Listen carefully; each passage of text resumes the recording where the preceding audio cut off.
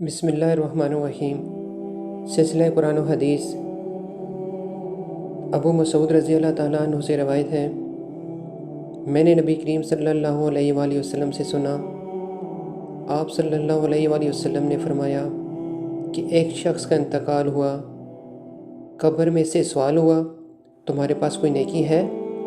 اس نے کہا کہ میں لوگوں سے خرید و فروخت کرتا تھا، اور جب کسی پر میرا قرض ہوتا تو میں مالداروں کو مہلت دیا کرتا تھا اور تنگ دستوں کے قرض کو معاف کر دیا کرتا تھا، اسی پر اس کی بخشش ہو گئی۔ ابو مسعود رضی اللہ عنہ نے بیان کیا کہ میں نے یہی نبی کریم صلی اللہ علیہ وآلہ وسلم سے سنا ہے۔ دوستو، یہ حدیث مبارکہ صحیح بخاری حوالہ نمبر 2391 ہے۔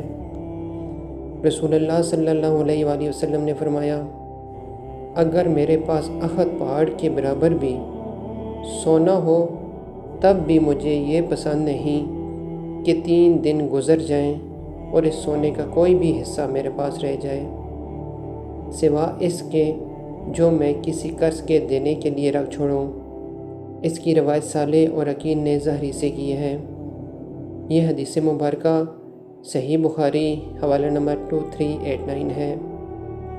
میں نبی کریم صلی اللہ علیہ وآلہ وسلم کے ساتھ تھا، آپ صلی اللہ علیہ وآلہ وسلم نے دیکھا، آپ کی مراد احد پہاڑ کو دیکھنے سے تھی، تو فرمایا کہ میں یہ بھی پسند نہیں کروں گا کہ احد پہاڑ سونے کا ہو جائے تو اس میں سے میرے پاس 1 دینار کے برابر بھی 3 دن سے زیادہ باقی رہے، سوا اس دینار کے جو میں کسی کا قرض ادا کرنے کے لیے رکھ لوں۔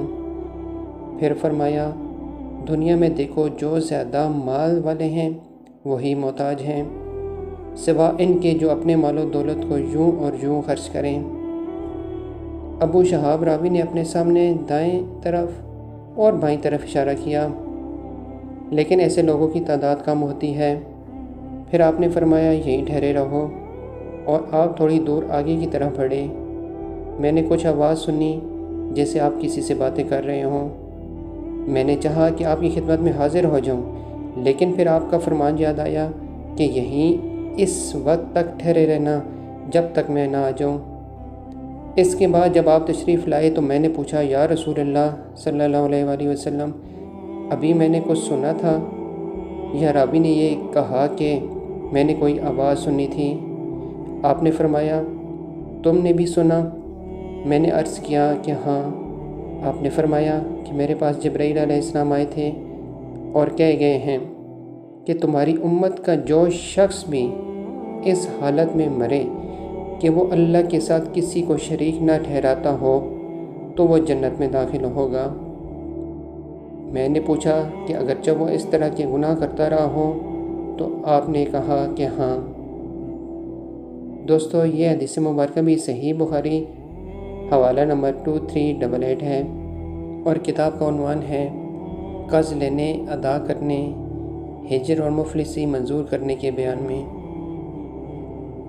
اللہ تعالیٰ سے دعا ہے کہ وہ ہمیں قرض جیسی لعنت سے نجات دلائے اور اپنے خزانوں میں سے عطا کریں۔ بے شک اس کے خزانوں میں کسی چیز کی کمی نہیں۔